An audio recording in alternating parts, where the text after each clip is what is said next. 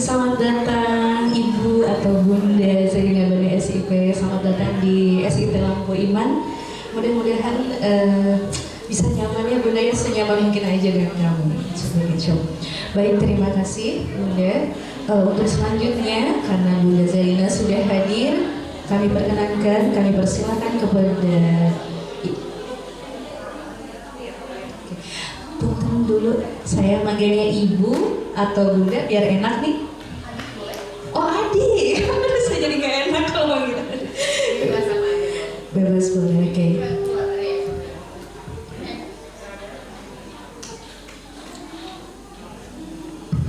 Boleh apa aja. Oke. Tadi saya sudah sedikit memperkenalkan profilnya Bunda ya. Saya manggil Bunda tidak apa-apa. Oke, baik bunda-bunda semua solihah di sini yang mau mengeluarkan catatannya mangga silakan untuk mencatat. Kami persilakan kepada Bunda Zerina untuk memberikan bimbingan kepada kami hari ini. Kami persilakan.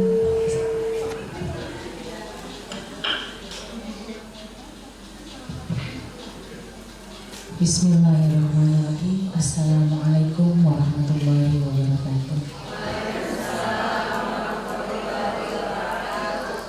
Innal hamdalillah nahmaduhu wa nasta'inuhu wa nastaghfiruh wa na'udzu billahi min syururi anfusina wa min sayyiati a'malina.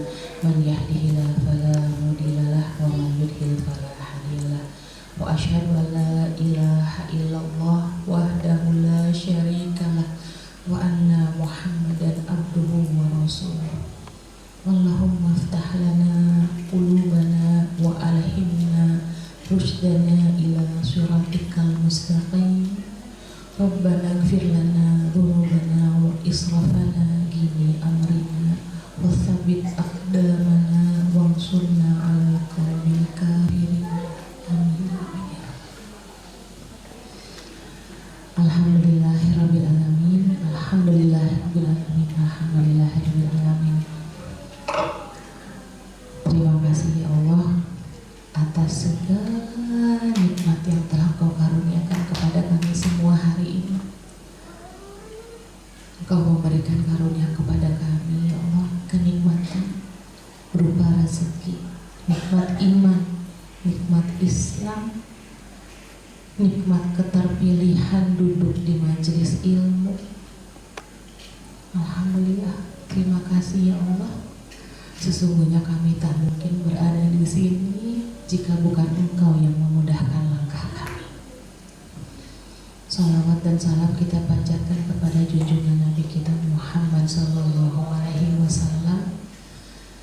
Semoga hadirnya kita hari ini bersama-sama di majelis ilmu adalah merupakan langkah perjuangan kita agar kita kelak layak mendapatkan syafaat darinya. Amin amin ya rabbal alamin. Gimana kabarnya? Jangan mendung-mendung atuh. Mentang-mentang cuaca yang mendung ya. Pertama-tama izinkan saya mengucapkan terima kasih banyak kepada STIT. Ya, SIT Lampu Iman Karawang atas undangannya hari ini. Terkhusus kepada Ibu Liah. Ibu Liah nggak ada ya? Alhamdulillah nih nggak ada nih. Saya deg-degan kalau ada beliau. Terima kasih kepada Ibu Liah Sobaria. Teman-teman yang ada di sini perlu tahu ya. Izin sharing sedikit. Saya dan kalau dengan Lampu Iman itu boleh dibilang saya nggak akan ada di sini nih. Nggak akan duduk di sini kalau bukan karena Lampu Iman. Saya sedih karena datang ke sini tuh selalu membawa memori masa kecil. Ada tisu nggak? Oke, ini sebelum audiensnya saya duluan yang nangis ya. Jadi datang ke Lampu Iman itu membawa kenangan di masa kecil. Tadi saya duduk di kantor dan saya bilang, ini dulu kamar saya. Saya dulu sekolah di Lampu Iman, sempat sekolah di Lampu Iman dan bahkan sempat mondok di sini.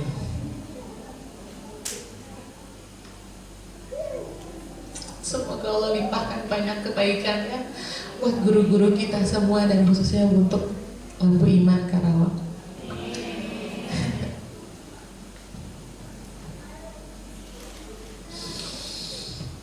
Sebelum mulai, boleh saya kenalan dulu nggak? Boleh kan ya, biar nggak sedih-sedih banget gitu ya. Tenang.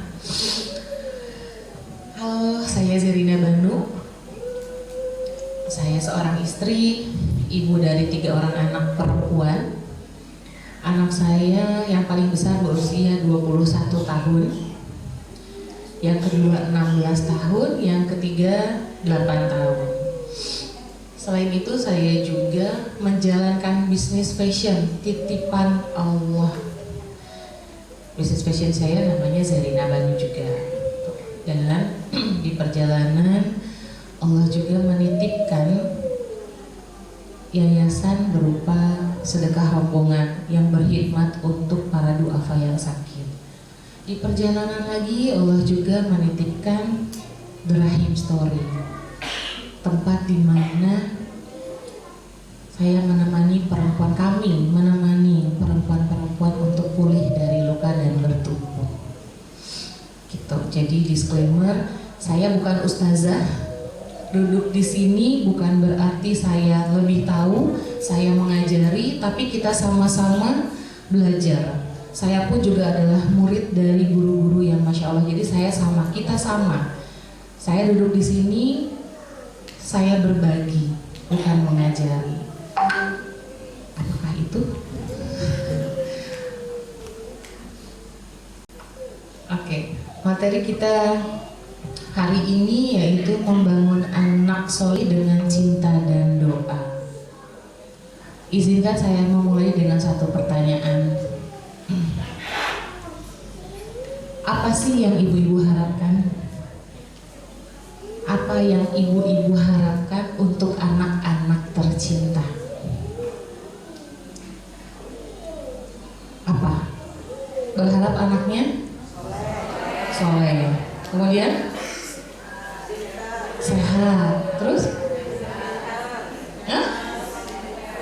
Berhasil. Apa lagi?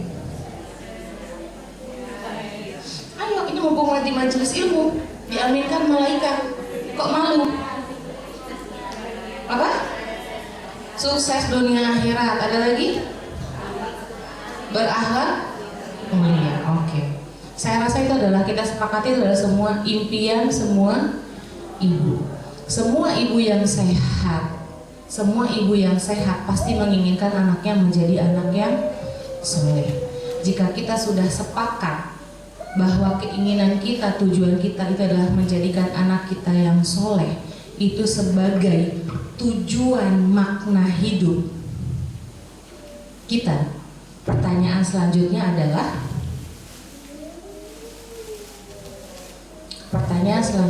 apakah kita sudah tahu sebetulnya anak soleh itu apa? Selama ini saya yakin ibu-ibu selalu berdoa apa? Ya Allah, jadikanlah anak-anakku anak-anak yang soleh. Rabbana hablana min azwajina wa dzurriyyatina qurrata a'yun. Atau Rabbi habli minas shalihin, gitu ya. Ya Allah, jadikanlah, anugerahkanlah kepadaku anak-anak yang termasuk orang-orang yang soleh. Tapi pertanyaannya, apakah teman-teman tahu anak soleh itu yang seperti apa? Jangan-jangan selama ini teman-teman berdoa, ya Allah jadikanlah anak-anakku anak-anak yang soleh, tapi kita sebetulnya di dalam hati, pikiran, dan jiwa itu belum paham makna anak soleh itu apa. Anak yang taat kepada Allah gitu ya, yang nurut sama orang tua gitu kan. Nah, kenapa kita perlu paham dulu apa makna dari anak soleh? Karena teman-teman, Allah mengabulkan doa yang diikuti dengan energi yang besar. Allah mengabulkan doa yang diikuti dengan energi yang besar, dan energi yang besar itu hasil dari keselarasan antara ucapan, pikiran, dan hati. Jadi kalau kita nggak paham apa makna anak soleh, mungkin doa kita itu hanya terucap di lisan, tapi tidak diikuti dengan hati dan pikiran yang bisa memvisualkan seperti apa sebenarnya. Jadi ini juga berlaku untuk doa-doa yang lain. Ketika teman-teman berdoa, maka lakukanlah doa itu dengan sepenuh jiwa, sepenuh cinta, dan bayangkan, ucapkan, ikuti semuanya, jadikan satu. Itu tembus langit. Diucapkan, divisualkan, dan dia kini bahwa Allah akan memberi. Nah sekarang, ketika kita berdoa di lisan, yang dipikirannya apa? Anak soleh yang seperti apa? Dan apakah sudah meyakini bahwa diri kita ini layak nggak sih sebagai ibu ini dikaruniai anak yang soleh? Jangan-jangan kita sebenarnya di dalam diri ketika kita berdoa, sebenarnya dalam hati kita itu kayak ada pertentangan. Aku sebagai ibunya kayak gini gak apa-apa lah, yang penting anak aku soleh. Nah, ada yang suka mikir kayak gitu? Ada? Nah, diistighfarin ya. Gak apa-apa lah anak aku kayak gini, yang penting anak aku soleh. Gak bisa begitu. Nanti kita sama-sama belajar. Kenapa? Ketika kita punya rasa itu di dalam diri kita tuh bertolak belakang, ada pertentangan. Ya Bu, ada pertentangan, dan itu akan menjadi sumbatan untuk doa tembus langit. Ketika dalam hati kita ada pertentangan. Oke?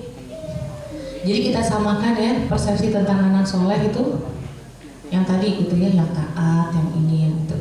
Sekarang kita cek di manual book dalam Al-Quran. Allah menciptakan manusia dengan manual booknya, itu manual booknya yaitu Al-Quran. Sekarang kita cek anak soleh menurut Al-Quran itu apa? Jangan-jangan selama ini ibu-ibu merasa anak aku tuh belum jadi anak yang soleh, anak aku teh ngeyel, dianggap bukan anak soleh. Kita cek menurut Al-Quran. Wa idh qala Luqmanu libnihi wa huwa ya'iluhu ya bunayya la tusyrik billah inna syirka la dzulmun adzim. Yaitu apa katanya Bu? Menurut ayat ini apa katanya? Hai anakku, janganlah kamu mempersekutukan Allah. Sesungguhnya mempersekutukan Allah adalah benar-benar kezaliman yang luar biasa. Nomor satu, menjadikan anak kita soleh itu gak cukup dengan beriman, tapi tauhid, mengesahkan Allah. Kalau nggak tahu tauhid kan ya, gak cukup dengan bilangin sama anak, nah Tuhan kita itu Allah, tapi nggak ada lanjutannya. Nah Tuhan kita itu Allah, tak ada yang lain selain Allah. Jadi jangan separuh ngajarinnya. Gak ada yang berhak diibadahi dengan benar kecuali, jangan-jangan kita ngajarinnya separuh. Yang penting beriman, tapi gak sampai pada tauhid. Menjadikan Allah satu-satunya sembahan itu penting. Kenapa? Karena zaman sekarang Bu, memang anak-anak kita gak menyembah berhala lain, memang gak menyembah Tuhan lain, tapi menyembah artis K-pop. Bener gak? Itu sama, tapi kita lalai karena kita gak sadar. Kita lalai, kita biarkan karena kita nggak sadar bahwa itu tentang akidah, itu tentang tauhid. Masih banyak sembahan-sembahan lain di dalam hati anak-anak kita.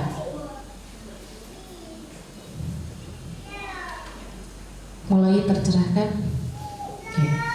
Yang kedua, dalam surat Luqman juga ayat 17, ayat 17, anak yang soleh, yaitu anak yang menegakkan sholat dan ibadah lainnya. Maksudnya adalah gak cuma cukup dengan taat beribadah, gak cuma cukup dengan sholat, tapi sholatnya itu hanya sesuatu yang sifatnya melepaskan kewajiban. Sholatnya anak kita itu tidak menjadikan dia terhubung dengan Rabb-Nya. Nanti kita akan tahu kenapa nih penyebabnya. Ya. Yang ketiga dalam surat Al-Isra ayat 23, ayat favoritnya ibu-ibu nih saya rasa. Janganlah kamu berkata,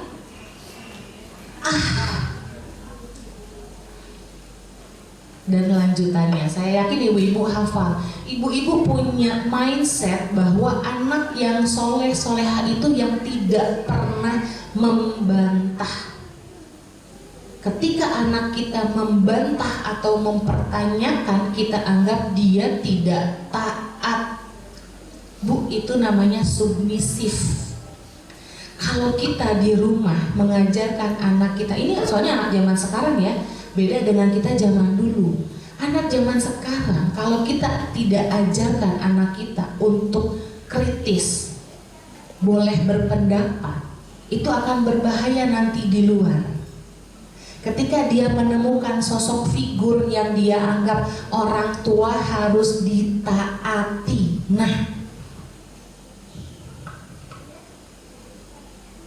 ya, jadi ajarkan anak kita untuk boleh berpendapat tapi dengan adab. Jangan kamu kayak gitu mulu sama anak sama ibu. Jangan dipatahkan insting anak yang mempertanyakan sesuatu. Emang kenapa aku harus gini? Kok mama juga begitu? Sering gak anak kayak gitu? Terus sama kita diapain? Dimarahin padahal itu adalah fitrah dan insting. Padahal itu adalah fitrah dan insting. Kita menggunakan ayat Al-Quran sebagai topeng untuk mencederai hakikat fitrah anak.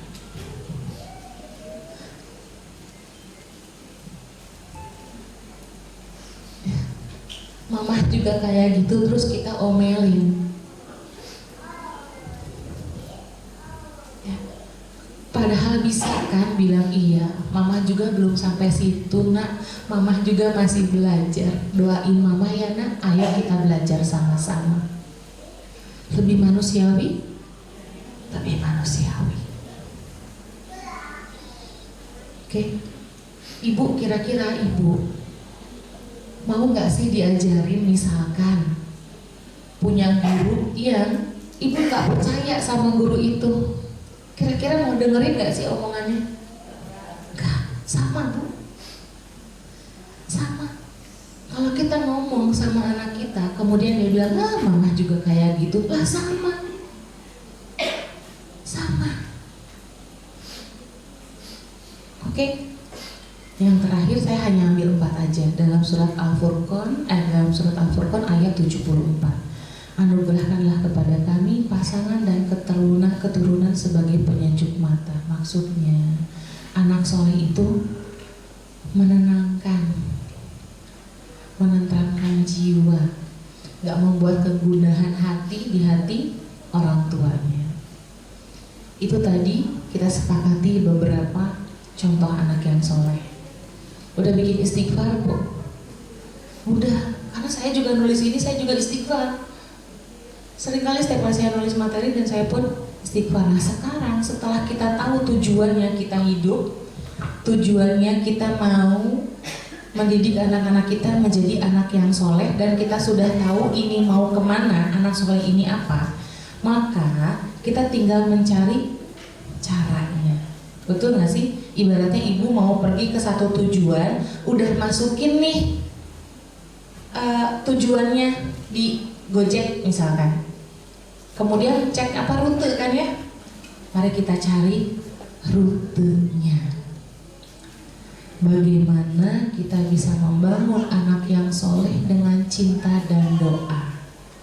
Ada yang tahu bagaimana caranya, Bu? Jangan-jangan kita selama ini membangun anak soleh dengan apa? Dengan omelan, ancaman. Nanti mama marah ya. Dengerin enggak? Matanya udah keluar 7 cm. Nadanya udah naik 7 oktav. Ada yang tahu bagaimana caranya? Sabar terus tekanan batin. Sabar sama anak, ngamuk sama suami. Sabar nih sama anak, satu hari anak gak dimarahin, begitu suami pulang suami yang diomelin. Gak apa-apa, sama. Nomor 1, bagaimana caranya mendidik anak agar solih dengan cinta dan doa? Nomor 1 adalah solihkan diri. Solihkan diri, dan yang kedua berdamai dengan diri. Pulihkan diri kita dari luka, lepaskan diri kita dari luka. Kita akan bahas satu-satu. Kenapa membangun anak solih kok jadi tentang diri kita sendiri? Apakah nggak cukup nih masukin sekolah lampu iman, titipin Ibu Lia, Ibu Ina, Ustazah titip ya? Kenapa nggak cukup? Kan gitu, nggak apa-apa lah aku mah nggak hafal Al-Quran juga, yang penting anak aku hafalannya sekian juz. Kan gitu. Gak apa-apa lah aku mah jarang ngaji juga, yang penting anak aku setiap hari udah ngaji di sekolah. Gak apa-apa lah aku mah jarang ke majelis ilmu, gak apa-apa lah aku mah jarang sholat duha, yang penting anak aku di sekolah udah sholat. Kemudian anak kita di rumah gak sholat, sama kita diomelin. Kok kamu gak ngaji sih? Diomelin. Sadar nggak dia ngaji di sekolah karena lingkungannya ngaji. Banyak dari kita maunya potong kompas, mau terima beres, terima hasil, tapi nggak mau bersusah payah dengan prosesnya. Banyak kita yang mau menginginkan sesuatu tapi nggak mau sabar bersusah payah untuk mencapai itu. Kalau kata Imam Al-Ghazali gini, untuk mendapatkan apa yang kamu suka, pertama-tama kamu harus sabar dengan apa yang kamu benci. Karena emang mendidik anak itu gak mudah. Tapi kita gak sabar, udahlah kasih aja ke pihak sekolah. Kita gak sabar dengan apa yang bikin kita gak nyaman. Yang harus bangunin anak itu dari subuh, bukan mau pergi sekolah. Kan gak gampang ya, bikin ribet, udahlah antar aja mepet-mepet pergi sekolah. Tapi kita gak mau sabar di sininya, kita mau terima tiba-tiba anak kita gede terus rajin sholat subuh. Tiba-tiba anak kita akan merasa bersalah, aduh aku belum sholat subuh. Loh di rumahnya gimana Bu? Lah sabar nggak kita? Mau capek-capek nggak kita ibu? Mau diet tiba-tiba mau diet masuk besok turun 20 kilo. Gak mau pergi olahraga, gak mau diet. Tiba-tiba pengen langsing. Mungkin gak sih? Mungkin, tapi ya sebentar aja. Sadar, bangun, jangan mimpi terus. Kita tuh kebanyakan mimpi. Ya, teman-teman, untuk hal apapun di hidup kita, untuk keinginan kita merubah siapapun, ingat ya, merubah siapapun, kuncinya adalah rubah diri. The only way out is in. Satu-satunya jalan keluar untuk semuanya adalah pulang ke dalam diri. Kunci mensolihkan anak jelas, solihkan diri. Dalam Al-Quran surat Ar-Ra'd, sesungguhnya Allah tidak merubah keadaan suatu kaum sehingga mereka merubah keadaan yang ada pada mereka sendiri. Kadang kita kita terlalu sibuk dengan ilmu parenting, ngadepin anak tuh katanya harus begini dengan tips dan trik. Bener gak? Kita terlalu sibuk dengan tips dan trik parenting, salah gak? Enggak Bu, tapi dalam siklus kehidupan semuanya tuh saling terkait. Kita gak bisa jadi parent, orang tua yang baik sebelum kita bisa menjadi pasangan yang baik. Selesaikan dulu urusan pasangannya, kita dan pasangan. Selesaikan dulu.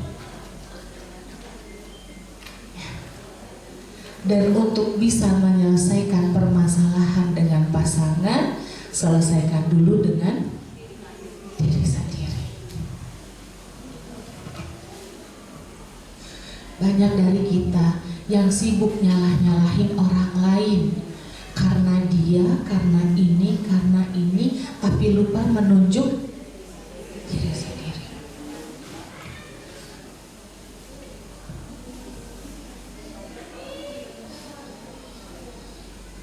Istighfar yuk. Astagfirullahaladzim, ya Allah. Maafin ya Allah. Selama ini lupa. Kebanyakan nunjuk orang lain, menyalahkan orang lain, lupa kepada diri sendiri. Maafin ya Allah. Bantu, titip, temenin ya Allah. Jangan biarkan tanpa mendapatkan pertolongan dari ya Allah, walau sekejap mata sekali. Gak ada daya dan upaya ya Allah, kecuali pertolongan darimu aja ya Allah. Cuma Engkau aja, gak ada yang lain.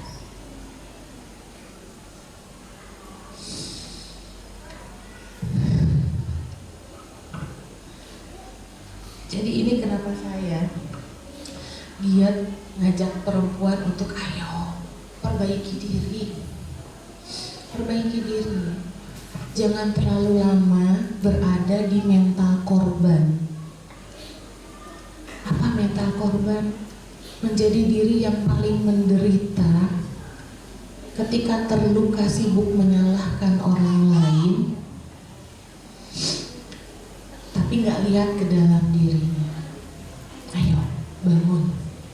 Siapapun yang menjadi sumber lukanya, tanggung jawab kita sendiri untuk pulih. Siapapun, kita gak bisa merubah orang lain, tapi kita bisa merubah diri kita sendiri. Agama Islam itu agama yang runut ya, runut semuanya dan masuk akal. Sekarang kita cek kenapa sih? Iya, kita sepakat ya harus mensolidkan diri. Ada penjelasan logisnya dalam Al-Quran. Untuk mampu membimbing dan nemenin anak-anak, kenapa kita perlu soleh? Ada penjelasan logisnya. Allah menciptakan manusia dengan tugas khusus untuk menjadi khilafah, gitu ya, menjadi pemimpin. Dan setiap dari kita adalah pemimpin. Tugas pemimpin apa sih? Mengarahkan, gitu ya, melindungi, memenuhi kebutuhan materi dan rohani. Tapi sebelum kita mampu memberikan itu, kita harus berikan dulu kepada siapa? Kepada diri sendiri. Kaitan antara ibu dan anak, untuk ibu bisa memberikan arahan kepada anak, Bu, untuk bisa membimbing dan menginfluence anak, Bu, ibu tuh harus jadi pemimpin kan? Nah sekarang untuk jadi pemimpin bisa nggak sih tiba-tiba padahal dia kelihatan tidak kompeten, kelihatan tidak layak, terus tiba-tiba mendeklarasikan saya pemimpinmu? Nurut gak ibu? Gak mungkin. Dianggap orang gila paling kita, Bu. Iya. Nah itu, cuma kita nggak sadar aja. Selama ini jangan-jangan kita rada Dalam Islam tuh ada prosesnya. Untuk mencapai titik diri layak dijadikan pemimpin itu ada tahapannya. Nomor 1, Allah menciptakan manusia untuk beribadah. Yang pertama adalah memperbaiki ibadah, bukan kuantitas, bukan soal zikir 1000 kali, bukan sholat tahajud 11 rakaat, bukan Bu, tapi tentang bagaimana ibu memperbaiki kualitas ibadah agar ibadah yang kita lakukan itu bukan semata-mata soal mengejar target ngaji 1 hari 1 juz, betul, bagus, tapi kalau kita tidak menikmati setiap hurufnya, kita tidak mentadaburi isinya, lewat, ada maknanya tapi lewat. Ketika kita sholat, katanya untuk memperbaiki segala permasalahan kita suruh sholat awal waktu, betul? Tapi ketika kita bangun, meninggalkan segala sesuatu, kita tidak bangun dengan perasaan kemudian ya Allah, aku tinggalkan semua urusanku itu ya Allah untuk menghadapmu. Ingat saya bilang diselaraskan antara ucapan, pikiran dan hati. Bangun awal waktu tapi udah cepet-cepet deh, yang penting awal waktu. Allah Akbar. Ketika kita memaksakan diri untuk sholat awal waktu, bangun dan katakan ya Allah, aku meninggalkan semuanya itu gak penting, Engkau ya Allah yang paling penting dalam hidupku ya Allah. Aku bangun, aku sholat. Dan ketika kita bilang Allahu Akbar, Allah Maha Besar ya Allah, semua permasalahan dalam hidupku yang lain itu kecil di hadapanmu. Ada Maha Besar, karena Engkau yang Maha Besar ya Allah. Itu perbaiki kualitasnya.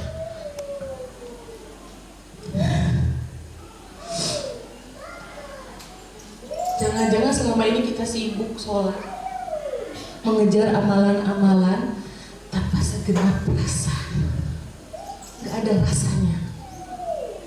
Ibu kalau dibilangin sama pasangan, misalkan sayang, I love you,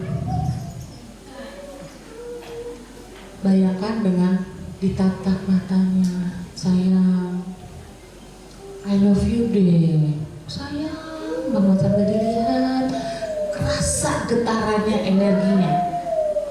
Gimana? Beda gak? Beda. Itulah kita sama Allah. Perbaiki kualitas ibadah kita. Ketika kita memperbaiki kualitas ibadah kita, Bu, Allah akan menjadikan kita orang yang bertakwa.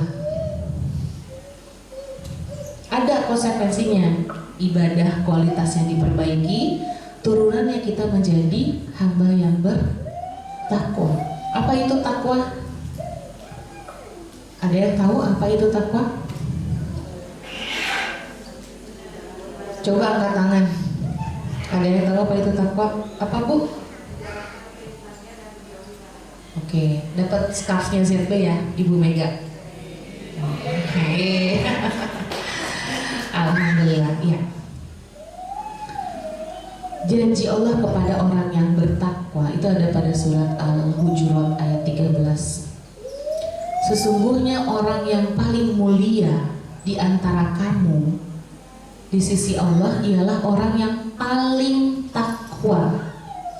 Sesungguhnya Allah Maha mengetahui lagi Maha mengenal.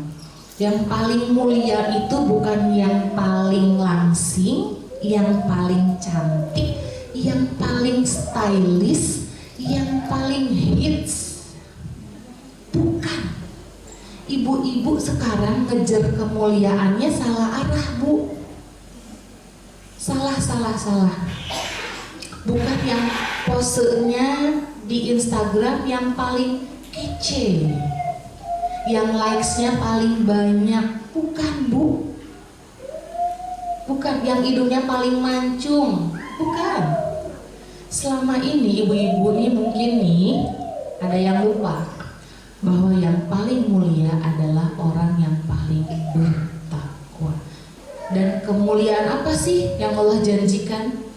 Ibadah, takwa. Dan ada kemuliaan apa yang Allah janjikan pada orang yang bertakwa? Allah kan tadi menjanjikan kemuliaan ya.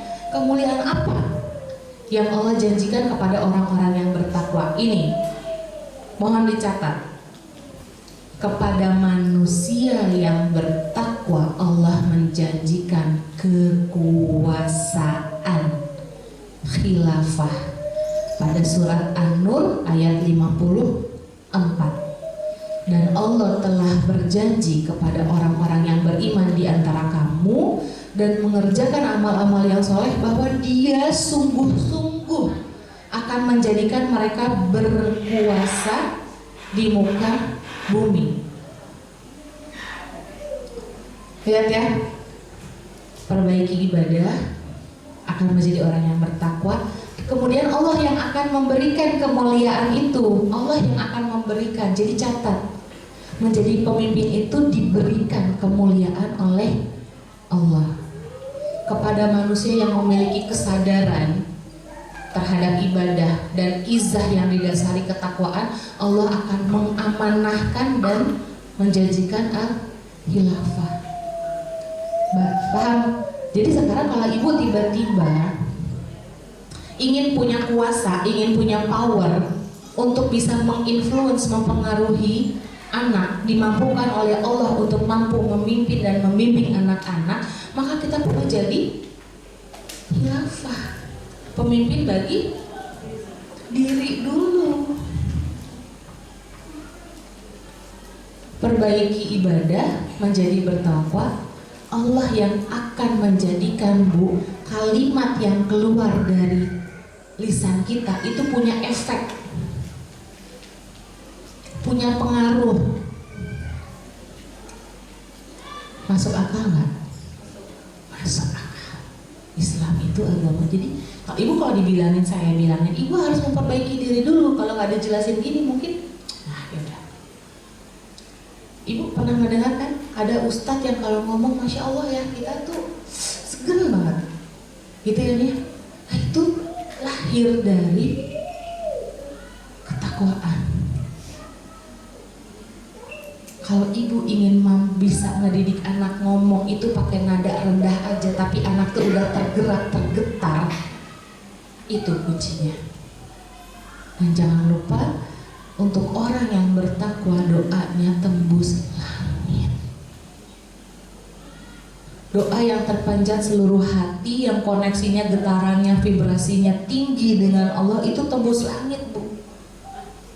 Tanpa ketakwaan mustahil kita bisa membimbing anak. Mustahil.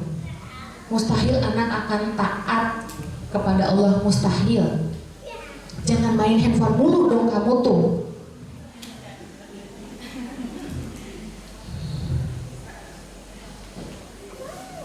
Coba ngaji. Kita sampai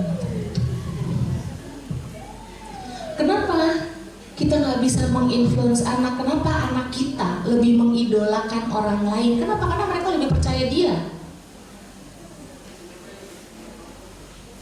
Mereka nggak percaya kita. Kenapa? Karena ucapan kita itu berbeda dengan tindakan kita dan tidak nampak kita ini layak untuk dipercaya. Siapa kamu?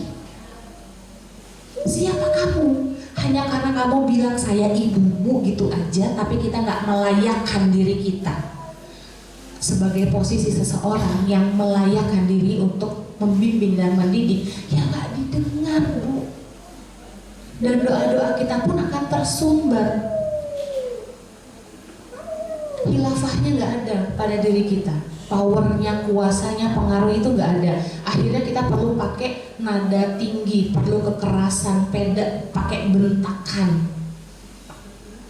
Beda kalau kita sudah punya izah yang diberikan oleh Allah, anak pasti dengar dan kita akan mampu membimbing, mendidik anak-anak soleh tanpa teriakan, dan doa-doa kita itu tembus langit. Saya berulang-ulang kali doa kita tuh tembus langit. Solehkan dulu dirimu para ibu.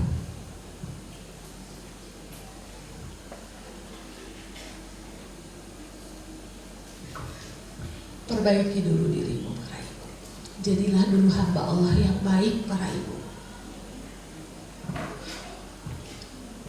Tanpa menjadi hamba yang baik gak mungkin kita tuh bisa membangun anak-anak kita, gak mungkin. Tahap yang kedua, adalah berdamai dengan diri. Berdamai. Saya tahu betul setiap dari kita punya permasalahan. Setiap hari kita punya kegelisahan. Setiap dari kita punya ujian. Saya tahu betul. Kemudian bagaimana kita bisa di tengah gempuran segala sesuatu yang memporak-porandakan hati kita, kemudian kita bisa mendidik anak kita dengan cinta dan dengan ketenangan. Gimana bisa? Gimana bisa Bu Banu? Gimana bisa orang akunya aja hancur? Gimana bisa? Bu, konsekuensi hidup itu satu paket dengan ujiannya masing-masing. Kita gak mungkin minta sama Allah, ya Allah, aku tolong ya Allah, jangan berikanlah ujian kepadaku. Gak bisa, Bu. Kenapa? Karena ujian itu justru wasilah kenikmatan. Allah menguji buat kita sakit, padahal untuk Allah itu adalah merupakan memberi kenikmatan. Sekarang ibu kalau hidupnya kenyang terus, kira-kira ibu makan nikmat gak? Enggak. Allah berikan rasa lapar sebagai wasilah agar makanan itu nikmat. Betul? Sekarang anak ibu dari pagi sampai sore ketawa terus, kira-kira ibu bahagia atau khawatir?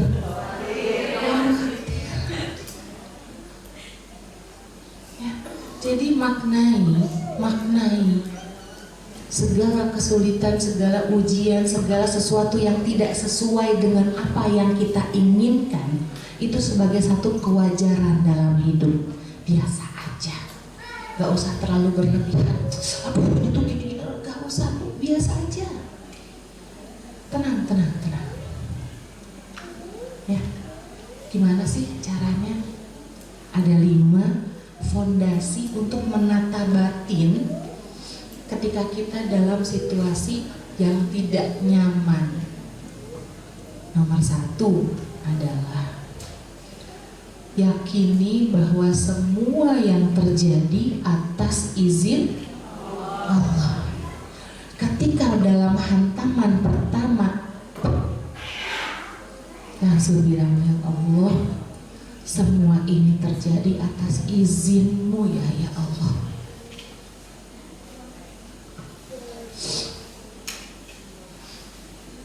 Maaf ya, semua ini terjadi atas izin-Mu ya Allah. Bayangkan kalau misalkan ketika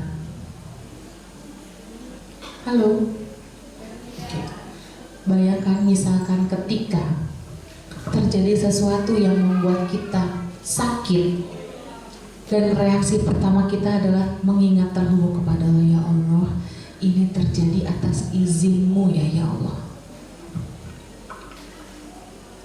Nanti lihat bagaimana getarannya.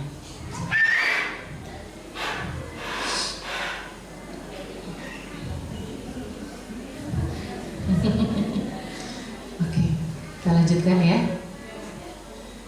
Ada sebuah kalimat dari Umar bin Khattab yang saya suka sekali kalimat ini. Hatiku tenang karena mengetahui bahwa apa yang melewatkanku tidak akan pernah menjadi takdirku, dan apa yang ditakdirkan untukku tidak akan melewatiku. Saya ulang ya. Ingat ini baik-baik ya. Hatiku tenang karena mengetahui bahwa apa yang melewatkanku tidak akan pernah menjadi takdirku, dan apa yang ditakdirkan untukku tidak akan. Untuk apa yang sudah Allah lepaskan ya Allah, gak apa-apa. Dan apa-apa yang memang untukku, Allah akan menemukan jalannya untuk datang kepadaku. Jadi gak usah bingung.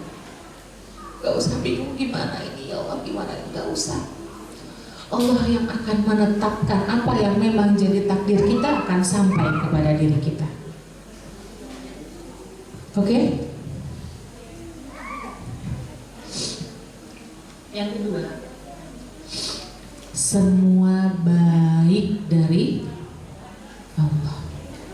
Segala sesuatu apapun teman-teman, walaupun hari ini teman-teman sedang merasakan rasa sakit, bahkan meneteskan air mata, sadari bahwa jika hari ini hamba sakit ya Allah, dan hamba masih belum terima, itu hanya karena hamba belum tahu apa makna setelah ini, apa hikmah setelah ini.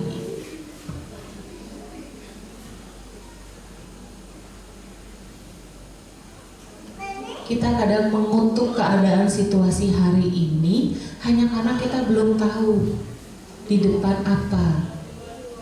Kadang-kadang teman-teman, halo, ada yang pernah nggak merasakan sakit? Nggak ada. Atau yang hidupnya bahagia terus? Nggak ada. Dan saya mau tanya, apakah pernah teman-teman merasakan hari ini sakit, kemudian setelah sekian lama menoleh ke belakang, oh ternyata alhamdulillah ya Allah, terima kasih, ternyata maksudnya ini. Pernah? Pernah kan?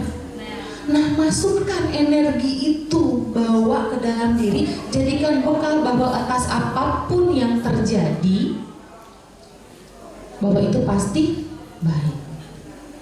Ada kalimat Umar, aku tidak peduli keadaan apapun yang aku alami.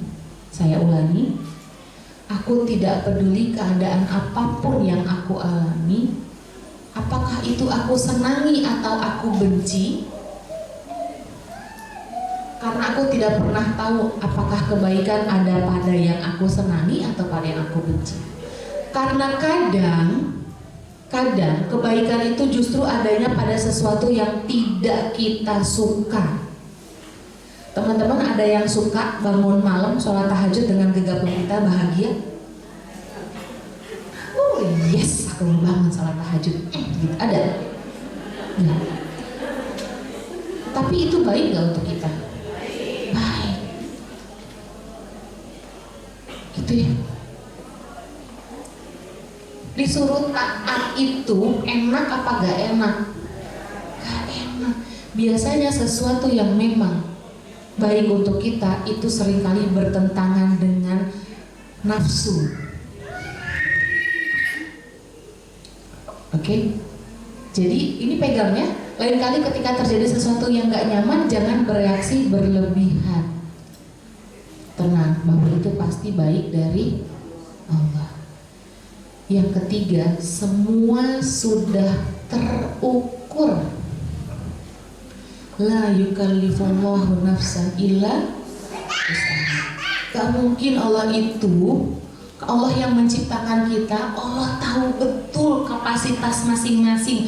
Yang ini diujinya di sini takarannya segini, yang ini diujinya di bagian ini takarannya segini, di sana semua sudah pas.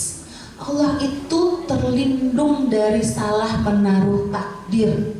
Gak mungkin Allah itu salah. Kalau kita kenal sama Allah, kita percaya Allah gak mungkin salah. Kalau hari ini kita sakit di sini, itu sudah sesuai dengan ukuran kita. Allah tahu betul wadah dada kita seperti apa. Yang paling mengerti itu adalah Allah. Allah tahu kapasitas dada kita segini. Kalau misalkan kemudian di perjalanan dada kita menjadi sempit, itu karena kita menyimpan apa-apa yang tidak seharusnya kita simpan. Apa yang tidak seharusnya kita simpan? Rasa marah, rasa kecewa, rasa benci, rasa dendam.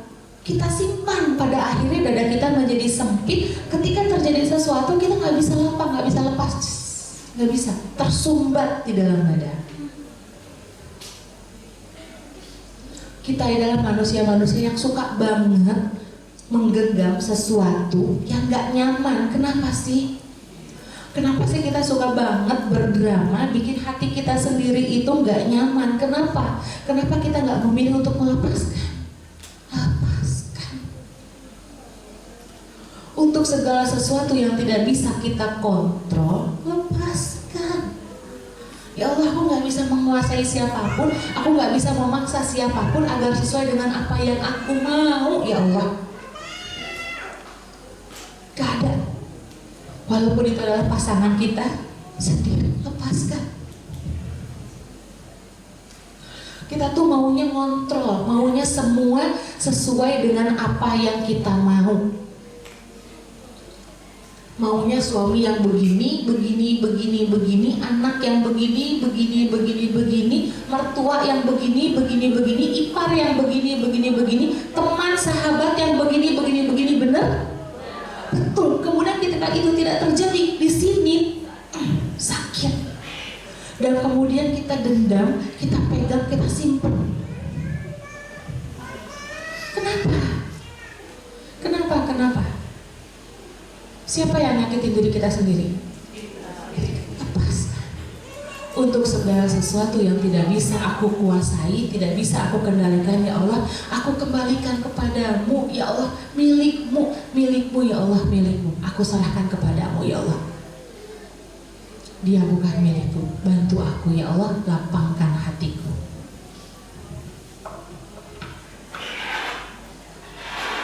Yang keempat, semua kepahitan menggugurkan dosa. Sadari Bu bahwa diri kita ini punya banyak sekali. Punya banyak? Gak mau ngaku loh. Masya Allah, kayaknya di sini pada solehah semua kayaknya nih. Masya Allah, lampu iman ini ibu-ibunya berarti, ya Allah. Banyak? Besar. Dan kita tuh butuh banget untuk Allah memaafkan kita. Ya Allah, semoga dengan segala kesakitan ini, ya Allah, semoga dengan segala rasa sakit ini, rasa perih ini, ya Allah, kalau Kau jadikan, Kau izinkan ini sebagai penggugur dosa-dosa hamba, ya Allah, Bapak, aku ridho, ya Allah.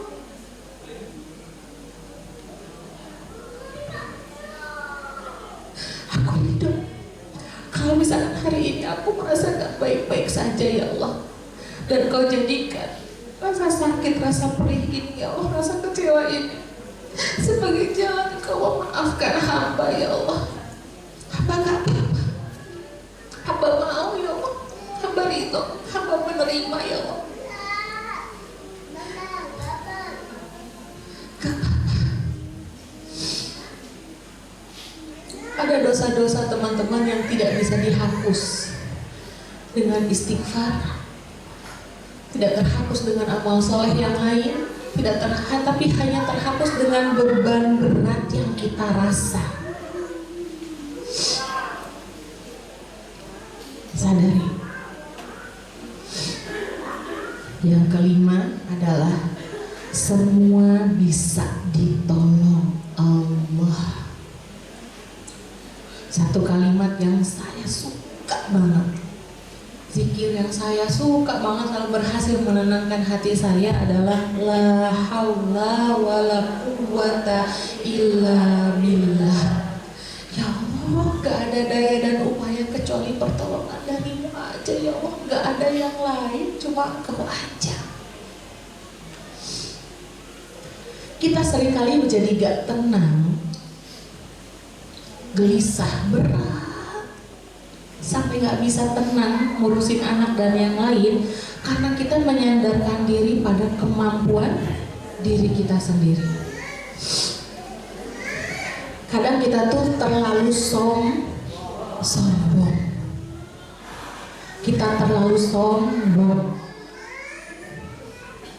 Padahal teman-teman, kalau Allah sudah menolong kita, siapa yang bisa menjatuhkan kita? Tapi kalau Allah sudah membiarkan kita, siapa yang bisa nolong kita? Gak ada.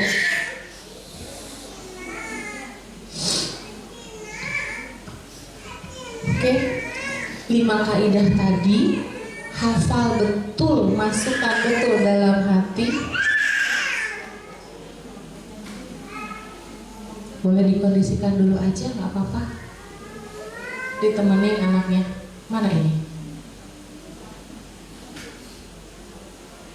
Oke, oke, kita lanjut ya. Setelah 5 kaidah tadi itu hafal betul ya. Jadi kita akan lebih punya fondasi ketenangan dalam menghadapi apa. Hidup itu kayak naik roller coaster soalnya. Ada aja gebrakannya. Ya. Tapi itu seru. Nikmatin aja karena itu tandanya kita hidup itu seru, naik turun. Ada aja ujiannya. Itu berarti kita masih hidup. Lah kalau nggak mau kayak gitu, mau nggak? Enggak. Oke. Jadi kalau misalkan sekarang bilang ya Allah hidup aku tuh kenapa sih gini-gini banget, terus kata Allah ya udah selesai aja, yuk pulang. Mau? Kita ngeluh. Ya Allah, setiap hari bangun tidur capek lah, nganter anak, bete, capek, pulang ke rumah, ngeluh setiap hari. Malam berantem sama suami, tahajud bilangnya ya Allah, hidup aku kok gini-gini amat ya Allah. Hidup aku tuh menderita terus ya Allah. Terus kemudian kata Allah, hambaku, ayo pulang. Sini aku peluk. Siap? Nanti dulu ya Allah, bentar, gak jadi. Gitu ya. So, 2 kaidah yang tadi, memperbaiki diri, memperbaiki kualitas ibadah, dan berdamai dengan apa-apa yang sudah terjadi. Dengan 2 hal itu, kondisi batin ibu akan tenang dan terhubung dengan diri, dan barulah kita bisa membangun anak soleh dengan cinta dan doa. Ketahuilah teman-teman, anak yang soleh itu tidak hanya lahir dari pendidikan, tapi lahir dari jiwa ibu yang tenang, dari jiwa ibu yang senantiasa terhubung dengan Allah. Dalam Islam ketenangan itu disebut sakinah, dan di dalam rumah yang sakinah lah lahan suburnya anak-anak soleh. Kalau lahannya tidak gembur, bagaimana mungkin bisa menghasilkan sesuatu yang baik? Jadi gemburkan tanah kita. Anak-anak belajar iman itu bukan dengan kata-kata cacian, bukan kata-kata omelan, bukan kata-kata bentakan, tapi justru dari rasa aman yang dia rasakan ketika ibunya penuh cinta. Dan ibu bisa penuh cinta. Gimana sih ibu bisa penuh cinta kalau misalkan dirinya aja tuh banyak penuh sampah, emosi negatif, luka, dendam, benci, hasad, dengki, penghakiman kepada orang lain, bla bla bla bla. Bagaimana mungkin? Ibu yang penuh cinta dan tenang itu lahir dari ibu yang sudah selesai dengan dirinya, sudah berdamai, sudah berproses healing yang sebenar-benarnya, melepaskan luka. Karena hanya orang-orang yang terluka lah yang berpotensi melukai orang lain. Bu, energi kita itu hanya akan menarik energi yang sama. Ya, itulah kenapa kalau ingin suami kita untuk berubah, perbaiki dulu diri kita, hanya diri kita dan Allah. Nih beresin dulu, gak kesini dulu, tapi kesini dulu. Fokus di sini, nanti ketika itu pasti janji Allah, Allah beresin. Entah nanti suaminya yang dirubah, atau situasinya yang dirubah, atau hati kita yang dibuat lebih lapang dalam menjalankannya. Jadi ringan. Begitu juga dengan mendidik anak. Ya, dengan mendidik anak, kalau kita ngeberesin diri kita dan Allah dulu, entah nanti anak kita akan dengan mudah Allah tundukkan, Allah solehkan, atau kita akan dilapangkan, dimudahkan, dijadikan ringan mendidik anak. Berdamai dengan diri, tandanya kita tidak lagi sibuk membuktikan apa-apa. Halo, ibu, perbaiki niat, minta anak suruh menghafal Al-Quran bukan untuk dipamerin.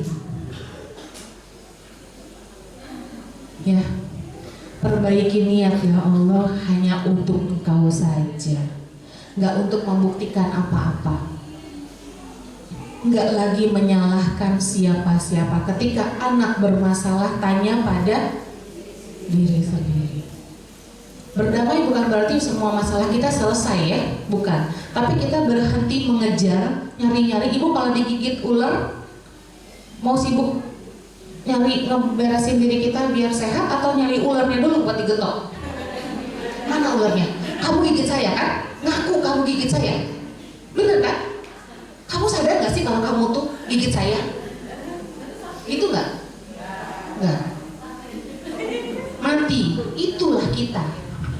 Ketika kita merasakan sesuatu kemudian kita sibuk nyalah-nyalahin orang dan minta agar orang lain, kamu sadar gak sih kalau kamu tuh salah? Kamu bikin aku kayak gini. Berdamai itu kita udah gak kayak gitu lagi. Berdamai itu bukan berarti situasinya hilang, keadaannya berubah, bukan.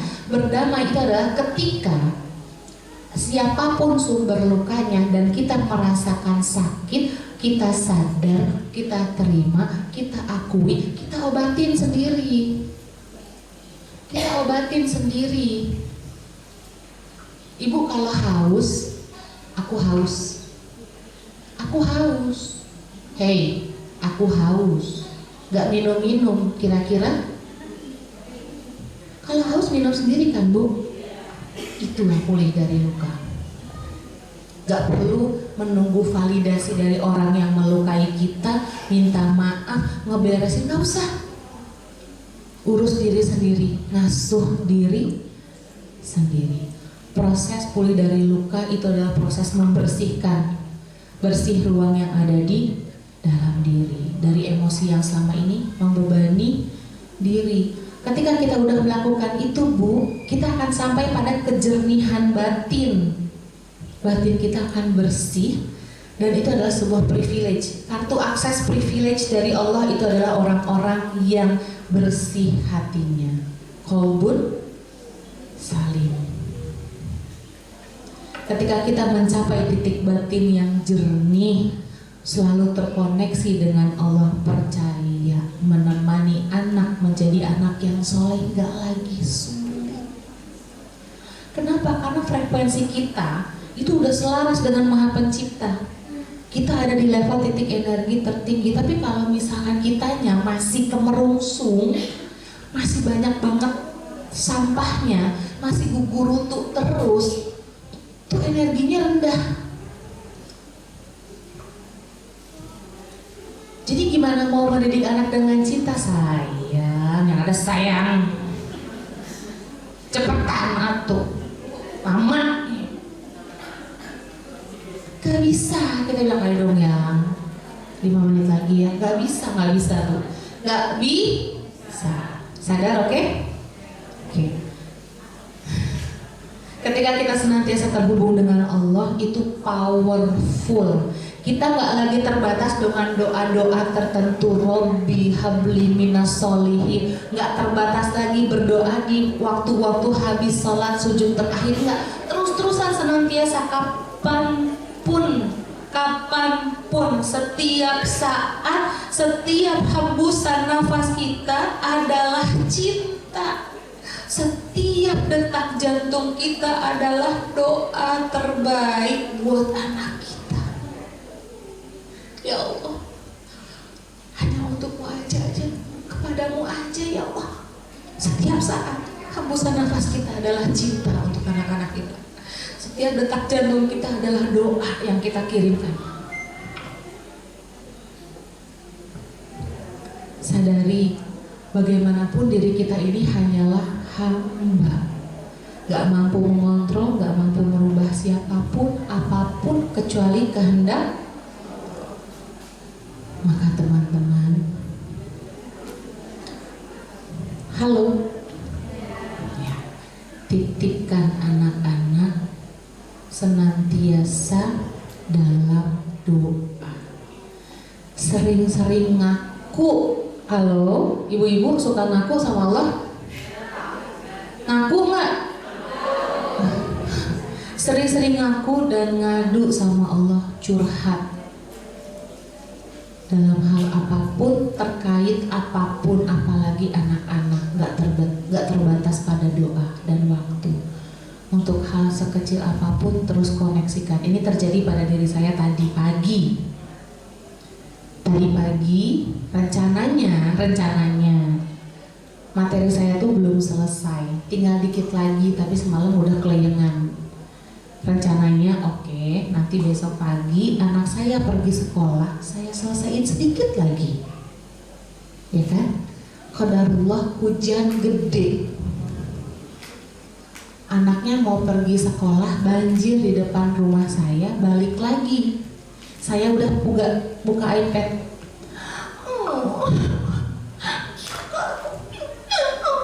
Panik dong. Deg-degan gak saya? Waduh. Mau ngisi pagi ini materi belum selesai, anak datang rewel. Kenapa sih aku nggak boleh sekolah? Kenapa sih hujan? Kenapa sih banjir? Panik saya. Aduh. Responnya mah pengennya udah sana dulu. Kamu mau beresin dulu nih, maunya gitu ya. Sana dulu, sama Mbak dulu, bentar dulu mama mau beresin. Tapi alhamdulillah Allah berikan kesadaran. Saya tutup dulu, peluk dulu deh. Sambil dalam hati bilang, ya Allah, titip ya, Engkau kan tahu hamba mau ngapain dan butuh apa. Engkau yang menggenggam hati anak hamba. Tolong bantu tenangkan ya Allah. Bantu ya Allah. Aku peluk. Ya udah sini peluk dulu sama mama. Kenapa sih harus banjir? Kenapa sih harus hujan? Alhamdulillah, kan Abah jadi bisa peluk-peluk mama di rumah. Ya udah ayo sini dulu, naik dulu. Saya lagi di tempat tidur. Naik dulu sini, peluk dulu. Kita peluk-pelukan dulu aja, kita nikmati. Alhamdulillah hujan. Mama lagi kangen sama anak. Bisa peluk-peluk anak mama nih, cium-cium. Stitches. Yang tadinya bahasa tubuhnya gitu. Terus tiba-tiba padahal hati saya masih deg-degan. Tapi saya peluk aja. Sambil berdoa terus, ya Allah, tolong bantu mudahkan, ya Allah, tolong bantu mudahkan, ya Allah. Emosinya cair, turun dari tempat tidur, dia keluar bilang sama mbaknya, Mbak, aku mau banjir-banjiran. Mau lihat banjir.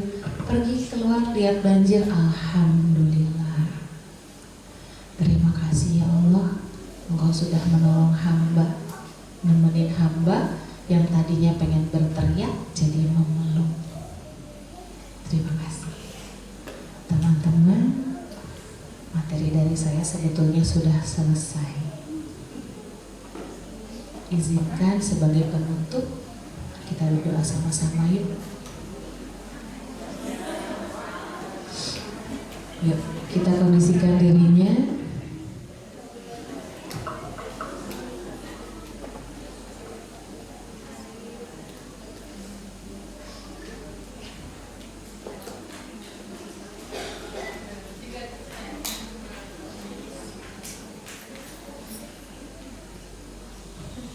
Oke, sudah siap? Oke. Sebelum kita mulai, mohon dikondisikan dirinya ya. Kondisikan dirinya agar tidak mengganggu yang lain, tidak nanya-nanya sama yang lain, tawa-tawa. Karena saya percaya, saya yakin teman-teman di sebelahnya pun mungkin ingin terkoneksi dengan Allah. Jadi saling menghormati, saling menghargai. Silakan bayangkan wajah anaknya dulu.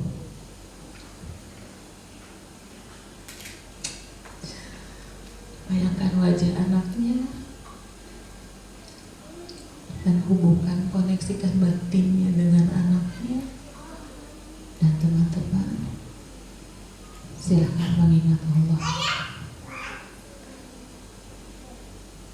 Bismillahirrahmanirrahim.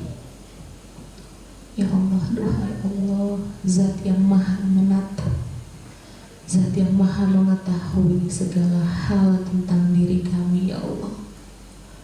Kami percaya, kami yakin, ya Allah, sesuatu hal pun yang tidak Engkau ketahui tentang diri ini.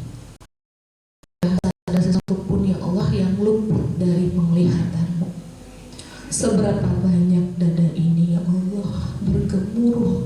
Seberapa banyak, ya Allah, dada ini sesak menahan beban pikiran dan emosi, ya Allah. Betapa sering, ya Allah, kami menggerutu tentang perjalanan hidup kami. Ya Allah, ya Rahman, ya Rahim, Engkau yang paling tahu, ya Allah, bagaimana repotnya kami menata batin kami, menata segala emosi kami yang datang silih berganti.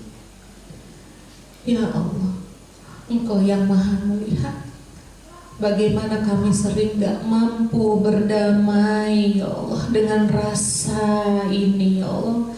Kami seringkali gak mampu untuk menerima rasa sakit, rasa pedih, rasa marah, rasa. Kami sering gak mampu, ya Allah. Ketidakmampuan kami kadang menyebabkan lisan kami lupa, kami hilaf. Lisan kami kadang menoreh luka kepada buah hati kami, ya Allah. Ya Allah, Zat yang maha, Zat yang paling sayang kepada hamba, Zat yang paling mencintai kami dan anak-anak kami, ya Allah. Kami datang, ya Allah, kami datang kepadamu, kami menghadap kepadamu, ya Allah. Kami menghadapkan wajah. Kami hadir bukan sebagai orang tua yang baik, bukan sebagai orang tua, ya Allah, karena kami tahu, kami sadar kami belum menjadi orang tua yang baik, ya Allah. Kami hadir sebagai hamba-hamba-Mu yang terus belajar mencintai dengan benar. Kami menengadahkan tangan kami dengan penuh harap, ya Allah. Hanya kepadamu kami titipkan jiwa anak-anak kami. Hanya kepadamu, ya Allah, kami memohon. Kami titipkan batin anak-anak kami, ya Allah. Hanya kepadamu kami mohon, tolong kami, ya Allah, dalam membimbing anak-anak kami. Ya Allah, ya Rahman, jadikanlah anak-anak kami anak-anak yang soleh dan soleha. Jadikanlah anak-anak kami anak-anak yang mengenal-Mu sebelum mengenal dunia, ya Allah. Jadikanlah anak-anak kami anak-anak yang mencintai-Mu melebihi dari apapun yang ada di dunia ini. Jadikanlah dalam hati kami Engkau satu-satunya, ya Allah. Engkau yang cinta yang paling nyata dan agung, ya Allah. Hanya Engkau. Sembuhkanlah dalam jiwa mereka, ya Allah, iman yang kuat, hati yang lembut, dan akhlak yang mulia, ya Allah. Ya Allah, jika hari ini kami belum mampu menjadi orang tua yang baik, maka sempurnakanlah kami, ya Allah, dengan pertolongan-Mu. Tenangkanlah hati kami, ya Allah, saat mendidik. Luaskanlah dada kami saat kami diuji, dan kuatkanlah sabar kami, ya Allah, agar kami tak menyakiti hati anak-anak kami. Kuatkanlah sabar kami agar kami tak menorehkan luka pada jiwa mereka, ya Allah. Kami sayang kepada mereka, ya Allah. Kami gak mampu, kami gak mampu, ya Allah. Tanpa bantuan-Mu, tanpa bimbingan-Mu, kami gak mampu.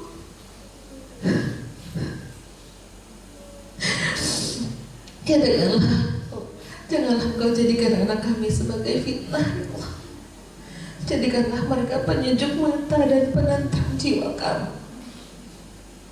Jadikanlah anak-anak kami kelak menjadi orang yang paling tegak berdiri berdoa bagi kami ketika tangan kami gak mampu lagi berdoa, ya Allah.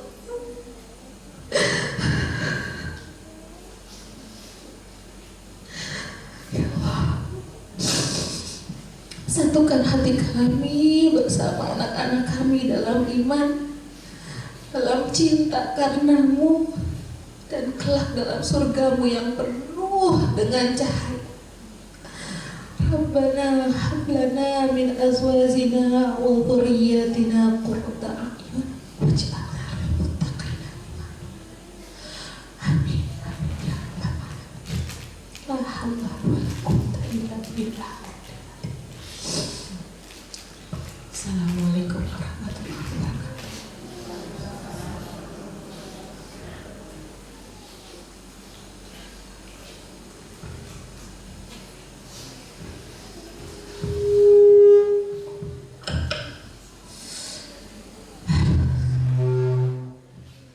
Gimana Bu? Maaf saya juga masih agak sedikit emosional mungkin ya. Pasti kita semua sebagai seorang perempuan, sebagai seorang ibu tidak mudah ya Bunda ya, betul. Mungkin juga saya berdiri di sini pun saya sangat bersyukur Bunda. Cerita sedikit, saya sangat bersyukur saya mengalami hal-hal 2 tahun ini ya, 2 tahun belakangan ini, karena 4 tahun ke belakang saya itu mengalami sedikit masa yang sulit untuk diri saya sendiri. Pertama, karena saya tumbuh dengan luka kesepian di keluarga.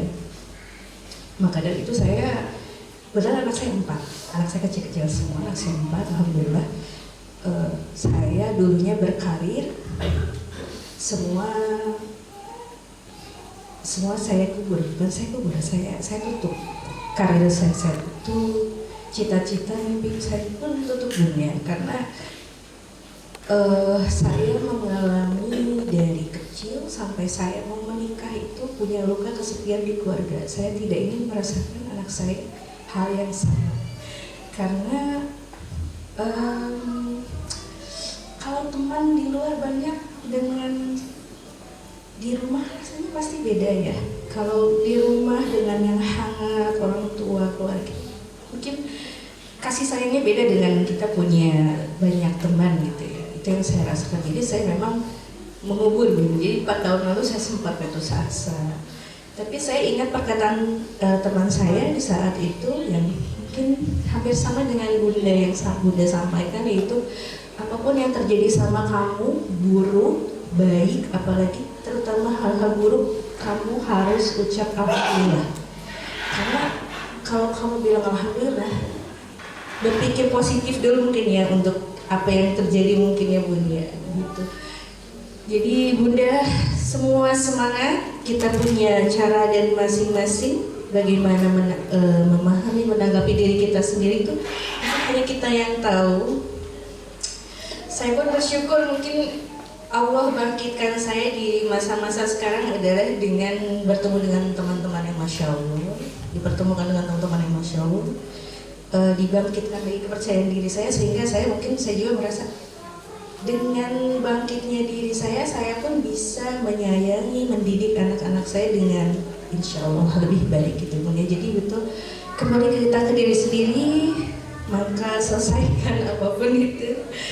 Aduh, semoga ya, saya nggak bisa bicara apa ya kalau ngomongin masalah ibu, anak, diri sendiri itu pasti setiap orang punya hal-hal tertentu ya. Yang pasti saya hanya bisa Bunda semangat, bersabar, ikhlas. Insya Allah apapun yang terjadi Allah akan tolong. Bunda, barangkali kita akan, kebetulan waktunya ini kita sempit, jadi tidak ada tanya jawab. Atau barangkali Bunda mau memberikan sedikit pertanyaan? Sudah. Oke, baiklah Bunda, mohon maaf saya tidak memberikan tanya jawab karena waktu sudah sangat sempit untuk acara selanjutnya. Baik Bunda Zarina, terima kasih untuk hari ini. Semoga nggak kapok ya Bunda, nyaman sekali di sini. Kembali lagi. Saya minta maaf kalau misalkan ada salah, ada kata, ada kurang. Mohon ridhonya, mohon ikhlasnya. Sayang kalian banyak-banyak. I love you. Aku sayang kalian semua karena Allah. Semoga Allah titip, Allah temani di setiap langkah. Terima kasih banyak semuanya. Sampai ketemu. Assalamualaikum warahmatullahi wabarakatuh. Waalaikumsalam warahmatullahi wabarakatuh. Terima kasih.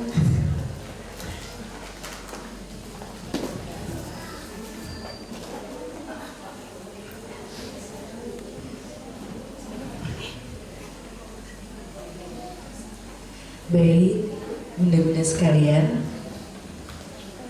jangan dulu kemana-mana Bunda, masih tetap di tempat masing-masing karena hari ini sebentar lagi kita akan ada pemilihan Ketua Kajian Parenting Maselbati 2025 sampai 2026 ya Bun. Stay tune di sini, tidak kemana-mana ya Bun ya. Ditunggu sebentar apalagi yang menjadi perwakilan setiap kelasnya. Baik Bunda, tadi izinkan Bun, sudah hadir semua ya, sepertinya calon-calonnya. Tadi saya sudah, ya.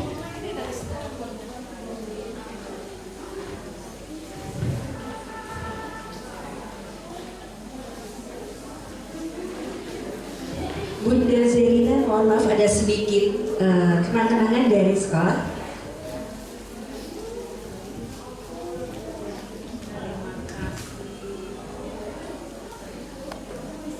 Iya, Pak. Di sini.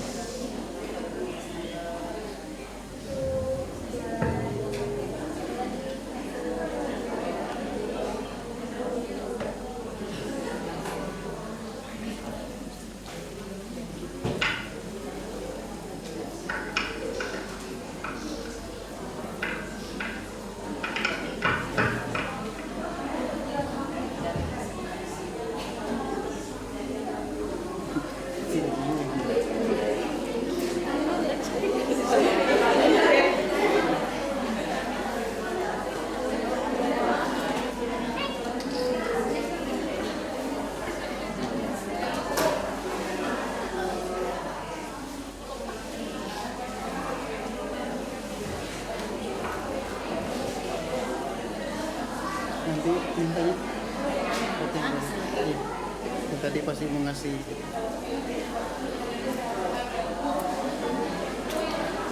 yang tadi ngasih campuran atas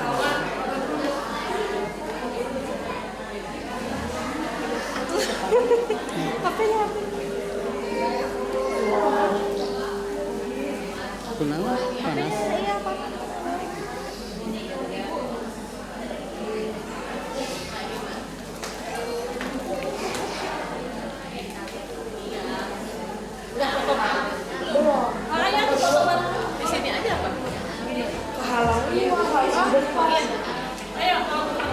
Bunda, mangga boleh ke depan untuk berfoto bersama. Panitia aja dulu. Oh panitia boleh. Panitia berarti berfoto sama. Bun, sama kita calon.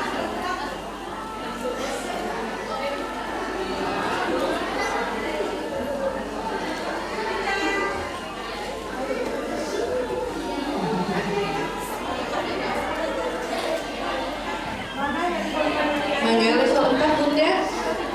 Panitia mau ada handphone nggak, mau difotoin nggak?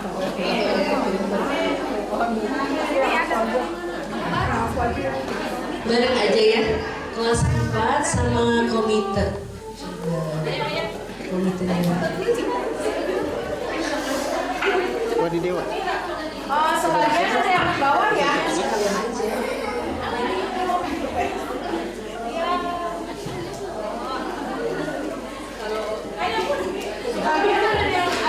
Mangga. Iya sekalian aja.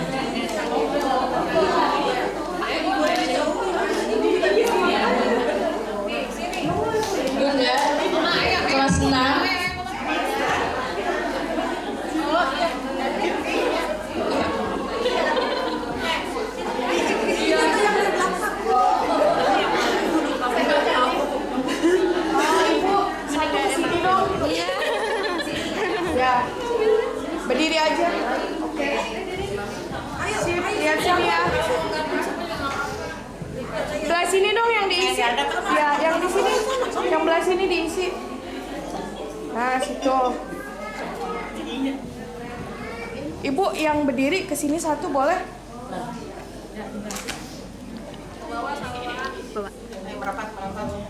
Kalau banyak kan berarti yang ini agak setengah lutut.